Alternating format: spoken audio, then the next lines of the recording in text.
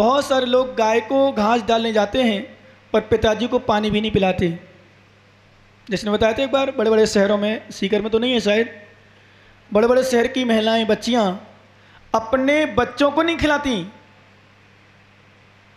पर डॉग को गॉड मानकर खिलाती हैं। समझ गए ना? अरे अपना बच्चा तो दूसरे के हाथ में, और जिसको छूने में भी नहाना चाहिए उसका बच्चा अपनी गोद में, वो बढ़िया सीने से लगाकर बढ़िया उसको। समझ गए ना? ये सब क्या है? पात्र है क्या? आगे में लिखा है जिनके घर में स्वान पल रहा हो उनको आहार देने की पात्रता नहीं है। सची जी है तो नहीं? स्वान, स्वान, क्योंकि कई बार जहां स्वान होते हैं ना, स्वान लिखा रहता है बाहर, यहां कुत्ते रहते हैं। मंदलाल जी देखा वैशाली नगर में? नहीं, बहुत सारी जगह। कृपया सावधान। किससे? मोदी जी पालतू नहीं लिया एक आध?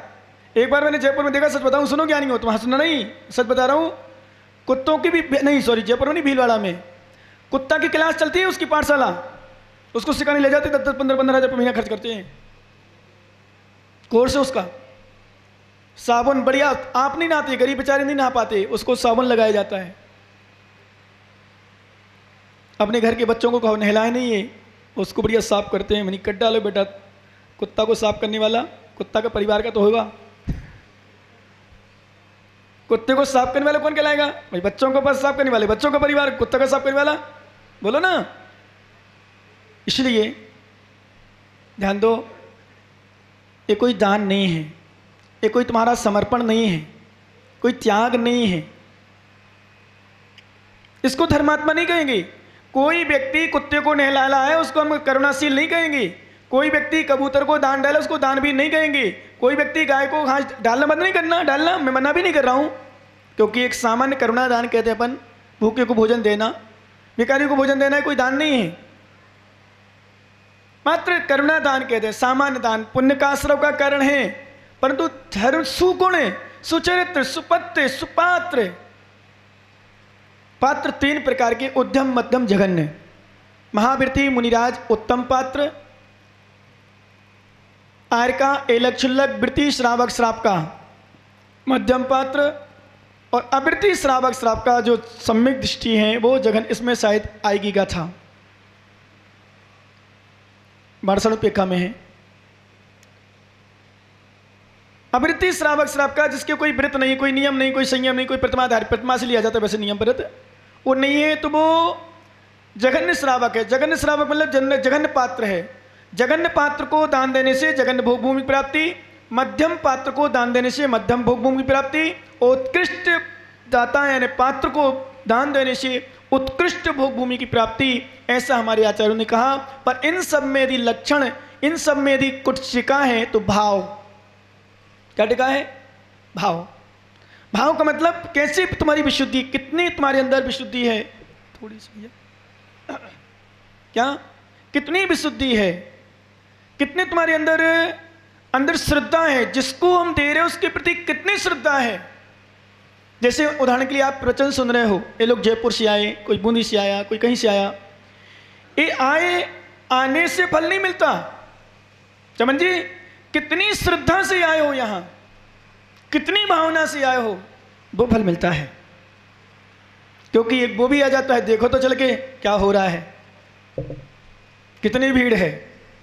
मैं भी एक बार तरुण सागर महाराज के पास गया था, सही में मैंने सुना है भीड़ बहुत होती है उनके प्रवचन में, और तरुण सागर महाराज ने कल कहा भी था कि शायद बिना कार्यक्रम के यदि भीड़ हुई है प्रवचन मात्र में तो मुनि तरुण सागर की हुई है प्रवचन में, विशेष बिना कार्यक्रम के भी।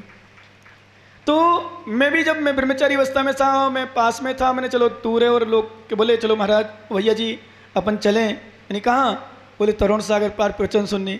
मैं चलो प्रवचन तो सुन लूँगा, भीड़ भी देख लूँगा कैसी, मैं अभी तक फोटो भी देखता रहा। मतलब कुछ लोग भीड़ को भीड़ बना देते हैं। वास्तव में कभी देखना, कभी भीड़ जोड़ना हो, 2-4-10 लोग खड़े हो जाना तुम एक साथ कहीं भी बाहर, 25-50 अपने आप हो जाएंगे। कभी देख लेना आप। अने कुछ लोग आते हैं तो इसलिए आते हैं कि चलो भाई देखे तो क्या है, और कुछ प्रवचन सुनने आते हैं तो इसलिए तो महाराज सुनाते क्या है, देखे तो महाराज क्या सुनाते हैं महाराज को, क्या सुनाते, क्या विषय लेते हैं, क्या करते हैं। उसमें फिर क्या कहते हैं हमारे आचार्य में जगन्य स्रोत बताए थे ना, उसमें फिर जोंक बनती। जोंक का मतलब है पूरी सार की सामग्री छोड़ देंगे, और जो खून बचेगा वो पी लेगा। यानी जो सही नहीं है, यानी जो सही नहीं उसको तो ग्रहण कर लेगा, और जो सही, जैसे कई बार हम विषय बोलते हैं प्रवचन में, और बहुत सारे विषय चलते हैं और चलते ही हैं। 1 घंटा प्रवचन सुना, 1 घंटे के प्रवचन में 1 घंटा में 59 मिनट का प्रवचन उसने नहीं सुना, वो 1 मिनट का प्रवचन सुन लिया, जिसमें हम थोड़ा सा कह रहे थे, ए ज्ञानी ऐसे तुम क्यों करते हो, और ये महाराज तो चिल्लाती, महाराज गुस्सा आती है। क्या 1 मिनट का भी 1 शब्द है, 1-2 शब्द है, वो सुन लिया। इसका मतलब तूने पूरे प्रवचन को तो छोड़ दिया, सार को छोड़ दिया, और बेकार को तूने जो छोड़ना नहीं सुन भी चाहता, नहीं सुनता, नहीं ग्रहण करता, तो तू छोड़ देता, मान सकते थे, परंतु तूने एक ही बात को महाराज ने ऐसा कह दिया, ऐसा बोल दिया। मैं कहता हूँ भैया मैंने बोला है, ये तो बताओ मैंने 59 मिनट क्या यही बोला है? 1 मिनट बोला मान लो, तो कहने का अर्थ किन भावों से आए हो, किन भावों से बैठे हो, कैसे तुम्हारे भाव यहां आने पर, क्यों आए हो? आप लोग आगे बैठे हो, क्यों बैठे हो आगे? बोलो ना, चारों महात्मा आज आगे बैठे, क्यों बैठे हो? नहीं, प्रवचन सुनने तो बैठो, पक्का है, इसमें कोई दो मत नहीं। सुन रहे हो तो मतलब सुन रहे, मतलब आए हो। मेरा कहने का मतलब, अरे यार प्रवचन सुनने नहीं जाएंगे तो लोग क्या कहेंगे, कमेटी वाले नहीं आए। यदि इन भावों से सुन रहे तो फिर तो समय बर्बाद कर रहे, और इन भावों से सुन रहे हो कि मेरा कितना पुण्य है कि कमेटी के रहते हुए, अध्यक्ष मंत्री रहते हुए मुझे चतुर्मास कराने का सौभाग्य मिला, और जिनवाणी सुनने के भाव मेरे हो रहे हैं, चलो जिनवाणी सुन ले, इस भाव से बैठे हो, तो विश्वास मानो एक दिन ऐसा आएगा गुटखा छूट जाएगा। एक दिन आएगा, समय आएगा, अभी नहीं, अभी तो हम छुड़वाएंगे तो हमें छोड़ दोगे हैं? नहीं, वो तो खाती नहीं है, वो तो कभी खाती ही नहीं, उसका तो नाम ही अभिनव, नया काम करता है जो, है ना, छोटे मोटे नहीं खाता वो। आप छोटी मोटी जर्दा मर्दा की बात करते हो, छोटी मोटी तमाकू गुटखा उटका, उसको तो हुआ था ना, वो स्मेल, बढ़िया स्मेल आती है, बढ़िया मतलब सुगंध आती है, सब मतलब सुगंध मालते, बढ़िया स्पेशल वाला 80 रुपये वाला, क्या बोलते हैं उसको, 80-90 रुपये एक पैकेट आता है ये गुटखा, क्या बोलते हो, रजनीगंधा चलता है। बोलो पता नहीं, तुम्हारा नहीं, बड़े लोगों को कह रहा हूं मैं। अब सुनो, मालूम, सुनो ध्यान से, किन भावों से विराजे हो। जैसे एक बात, अच्छी बात निकली, लाल साड़ी देख के मुझे याद आ गई, सुहाग दशमी। कौन सी दशमी आज? माता सही बताओ, क्यों सुहाग दशमी करी? पति तुम्हारा जिंदा हो जाएगा, ज्यादा चल जाएगा, तुम्हारी सुहाग बनी रहे। सुहाग दशमी करने से सुहाग बना रहता है, किसी का पति मरता नहीं क्या? बोलो ना, तुम लोग व्रत नहीं करते हो इसलिए तुम्हारी चली जाती है। माताओं, एक चिंतन करना, तुम इनके लिए तो करती हो, ये तुम्हारे लिए कौन सा व्रत करते हैं? बोलो ना। सुहाग दशमी करने से, पंडित जी आए थे ना, जयंत जी कहाँ चले गए? मेरा प्रश्न है, सुहाग दशमी व्रत करने से क्या इनका सुहाग बना रहेगा? और सच बताऊं, क्या वास्तव में पति के लिए ही करती कि कारण उसकी में और कोई दूसरा है? मैं बताऊंगा वो कारण, तुम नहीं बता पाओगी तुम क्यों करती हो। बहुत चमचागिरी कहते हो तुम, मायाचारी। और तुम लोग पता नहीं पागलो, तुम तो, मेरी पत्नी कितनी अच्छी है, मेरी सुहाग व्रत करती है मेरे लिए, बहुत अच्छी, ले आजा साड़ी ले ले, आज तो खुश हो जाएगा पति तुम्हारा, है ना, सुहाग दशमी के दिन। बोलो ना माताओं, बोलो हाँ। अभी कई माताओं को तो पता ही नहीं सुहाग दशमी करते क्यों हैं, और किसने किया था, क्यों किया था, कारण रीजन क्या है। एक कड़वा चौथ चलता है टोंक जिला में, टोंक उस साइड जहां भी चलता होगा पता नहीं, वैष्णो धर्म में चलता है विशेष रूप से, है कड़वा चौथ। किस लिए चलता है?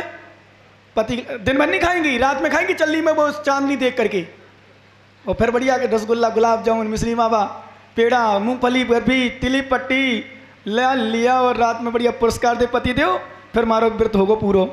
हे छलिया माता हो, ये धर्म करती हूँ पति के लिए। किसके लिए करती हूँ? पति के लिए नहीं करती वास्तव में। कई माताओं से मैंने पूछा, क्यों माताओं करवा चौथ क्यों करती हो ये? बोले महाराज नहीं करेंगे तो मेरी सास मुझे खा जाएगी कि मेरा बेटा तुझे चाहता नहीं, तू बेटा को नहीं चाहती क्या? बगल बगल ही कहेंगे क्यों सुहाग दशमी नहीं करती, क्यों नहीं करती तू? अपने पति की तुझे चिंता नहीं है क्या? पूछो इनसे माताओं से। वास्तव में बहुत सारी माताओं की इच्छा नहीं होती सुहाग दशमी की, पर इनके घर वालों का सुहाग बना रहे इसलिए करती हैं। इन्हें सुन में ना मिले। जैसे एक बात बूढ़ों लोगों को बता दूं मैं आपको, जितने वृद्ध हों, वृद्ध लोगों को ज़्यादा वृद्ध अवस्था में यदि बच्चे तुम्हें हॉस्पिटल ले जा रहे हैं, डॉक्टर के पास ले जा रहे हैं, विश्वास मानो ज्ञानी सच कह रहा हूं, वो बचने के लिए कम ले जाते हैं, बातें सुनने बचने के लिए ज़्यादा ले जाते हैं। समझ रहे ना? बूढ़ो होगो। अभी मैंने सुना एक माँ कोई गिर गई होगी, उसका तो बीमारी कुछ पता नहीं क्या समस्या आ गई, उसके ऑपरेशन, उसको समस्या, उसको पता भी है कि मेरी माँ जाने वाली कुछ दिन की, वो चली भी गई शायद कुछ दिन में, अथवा कोई समस्या आई हॉस्पिटल ले जा रहे। नहीं भैया, बिल्कुल नहीं। जितने वृद्ध लोग हों, चाहे माता हो चाहे दादा दादी कोई भी हो, वृद्ध लोग हों, अपने बच्चों से कह देना बेटा मेरी चिंता करना, तू सुनने वालों की या सुनाने वालों की चिंता मत करना। बहुत सारे लोग इसलिए हॉस्पिटल ले जाते हैं, यदि नहीं ले जाएंगे तो 4 सुनना पड़ेंगी। क्यों? कैसा कंजूस है, कैसा लोभी है, अपना पिताजी को ले नहीं जा रहा, अपनी माँ को नहीं ले जा रहा, तड़प रही बेचारी वो, तो फिर भी हॉस्पिटल ले जा रहा। उसको पता है अंतिम समय चल रहा, पर ए सुनने से बच जाऊं इसलिए माता पिता को हॉस्पिटल ले जाते हैं। तो मैं दादा दादी से कहता हूं हमेशा कि माताओं अपने बच्चों से कह देना, अपनी बच्ची बहुओं से कह देना, मुझे अंतिम समय मेरा आए तो डॉक्टरों के पास मत ले जाना, तुझे ले ही जाना है तो किसी गुरु चरणों में ले जाना, जिससे मुझे इंजेक्शन नहीं नमोकार मंत्र सुनाए, मुझे 12 भावना सुनाई मिले, मुझे मेरी भावना सुनने मिले, मुझे समाधि मण भावना सुनने मिले। मेरा अंतिम समय गुरु चरणों में गुरु के द्वारा 2 शब्द सुन करके मेरा मरण हो, समाधि मण हो, मेरा कल्याण हो जाए। ऐसी भावना रखना, ध्यान रखना। मनलाल जी बोल दोगे ना घर में? क्या नहीं तो लोभी होते हैं बच्चे, बहुत रागी होते हैं, बहुत रागी, बहुत लोभी होते हैं, और इसके रागी होते हैं कि मुझे सुनना ना पड़े, मुझे कुछ बातें ना कर सुनना पड़े, इसलिए ले जाते हैं। ऐसे ध्यान दो, प्रवचन सुनने आए हो, दान दे। बताए तो चौका क्यों लगा रहे? अरे सब लगा ले गो चौका, तो मैंने भी लगाना पड़सी, नहीं तो कोई कहीं कहूँगो, इसलिए लगाओगे चौका। सुहाग दशमी पूछो जितनी माता ये लाल लाल साड़ी पहने बैठी, सच बताओ माता, सच बताओ ईमानदारी से, क्या पता है तुम्हें सुहाग दशमी में क्या होता है? बोलो ना। कई लोगों को पता ही नहीं, पर किया है। यदि 3-4 साल शादी की हो जाए, ना करे ना, तो मोहल्ले में चर्चा हो जाए, बहू खाए सुहाग दशमी नहीं करी, क्या ही बात है? पति से प्रेम पड़ती नहीं है क्या? पति को चाहती नहीं है क्या? बोलो ना माता, वैसा ही है, परंपरा बन गई की। तो जैसे मैंने कहा था, अभी मुकुट सप्तमी निकली, और मुकुट सप्तमी में बच्चियां उपवास करती हैं, करती ना। और जिन बच्चियों को यही पता नहीं मुकुट सप्तमी क्यों की जाती है, भी उपवास कर लेती हैं, उनको ये नहीं पता उपवास करने से क्या फल है, ये भी पता नहीं, उपवास कर देती हैं। और आगम की भाषा में ये भी योग्यता भी नहीं है तो भी उपवास करा देती माता पकड़ के, बेटा कर ले, तुझे करना है क्या? हो मम्मी कर लेंगे। और 4 से लड़कियों को और देख लें, हो मम्मी मैं भी कर लूँगी। बेटा कुछ नहीं खाए मिलेगा? नहीं मिलेगा। पीने भी नहीं मिलेगा? पीने भी नहीं मिलेगा? हाँ नहीं मिलेगा, ठीक है। एक दिन की बात है ना, शाम को तो, रात में तो एक दिन पहले खा सकते हैं ना, और रात में खा लेना बेटा, 11 बजे तक तो खा सकती है। और दूसरे दिन उपवास किया, शाम को पानी भी पी सकती है, पानी भी पी लेना। और सुबह से हुआ घंटी बजी 5 बजे, जय जयनाथ परम गुरु होए, मेरे पेट में भोजन शुरू होए। 5 साढ़े 5 बजते ही लोग शुरू कर देते हैं। उन बच्चियों से पूछो बेटा मुकुट सप्तमी करते क्यों हैं? कौन से शास्त्र में लिखा कि लड़की ही करे?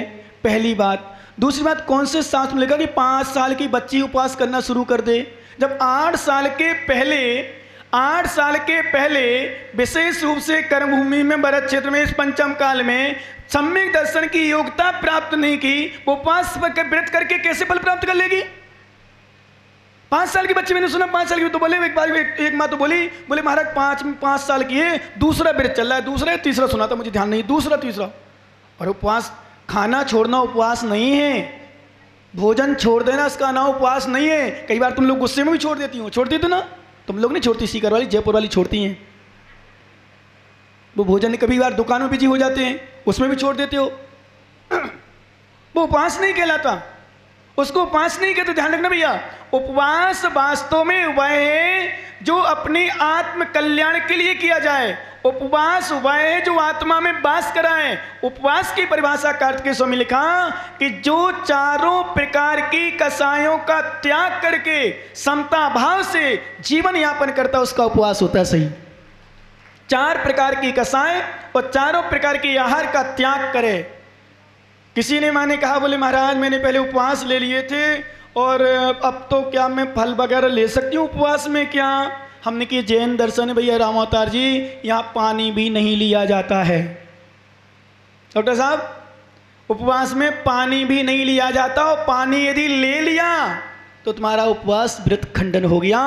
यदि नियम लो कि मैं उपवास करूंगी महाराज तो छूट रखो, पानी ले सकती हूँ। नियम लेना, जब उपवास किसी व्रत लो ना तो छूट रखना भी, पानी लेने की छूट मेरी नहीं चलती, शाम को समस्या आती, पानी की छूट रख लो। पर आगम की भाषा में उपवास नहीं कहलाएगा, अनुपवास कहलाएगा। वो उपवास के पास में है, पूरा आहार त्याग कर दिया पर पानी रख लिया। बहुत सारे लोग एकासन करते हैं, मैंने देखा बुंदेलखंड में, और शाम को मालूम ज़्यादा नहीं लेते, कुछ 100 ग्राम काजू, 50 ग्राम किशमिश और आधा 1 लीटर दूध और 1 जग पानी, वो एकासन चल लियो। इतने में एकासन चल रहा उनका। सुबह तो भोजन कर लिया, शाम को भोजन नहीं करना। बोले क्या करें? बोले ये बढ़िया है फिर तो। वो एक बार किसी ने उपवास किए, बोले फलाहार लेते हैं। फलाहार में, फलाहार मतलब फलाहार, ड्राई फ्रूट यानी कितना क्या? बोले कुछ नहीं, बस एक जग दूध आता है, दोनों टेम्पो चला लेते हैं और आराम से पानी और फल वगैरह, थोड़ी सी काजू, मतलब 1 आध कटोरी काजू, 1 आध कटोरी किशमिश, और बस। वो ज़्यादा कभी कभी छुहारी डाल के दूध ले लेता हूँ। उपवास चल रहा है। जैन दर्शन इससे उपवास स्वीकार नहीं करता। उपवास मतलब उपवास, पानी भी जहाँ ना लिया जाए उसका नाम उपवास। कभी भी कोई व्रत लो, माताओं ध्यान रखना चाहिए, बच्चियाँ ले, अभी कोई मतलब अगले साल ले, अभी ले ली हो, उपवास से व्रत दिलाओ तो पानी यदि लेना भी हो, हम मानते हैं something is better than nothing. भाई जो दिन भर खाता है, दिन भर पीता है, उसके लिए भाई इतना छोड़ना कम नहीं है, परंतु पानी यदि लेता है तो पानी छूट रखो। हम कोई भी नियम देते, कभी भी हमारे पास आए कोई मतलब जनकुल संपत्ति या कोई भी व्रत जहाँ भी लेता है, घर में इत्यादि नमोकार मंत्र का, कल्याण मंत्र का, भक्तांबर का, सहस नाम का आदि आदि, मैं पूछता हूँ उस माँ से, माँ क्या लोगी? उपवास वास्तव में उपवास करो कुछ लोगी? बोले महाराज पानी ले लेंगे। पानी की छूट रखो, उपवास व्रत लो, छूट रख लो, नियम भंग ना हो। तुमने कहती महाराज उपवास से और पानी ले लिया, तो आगम की भाषा में, जैन दर्शन में उपवास खंडित हो गया।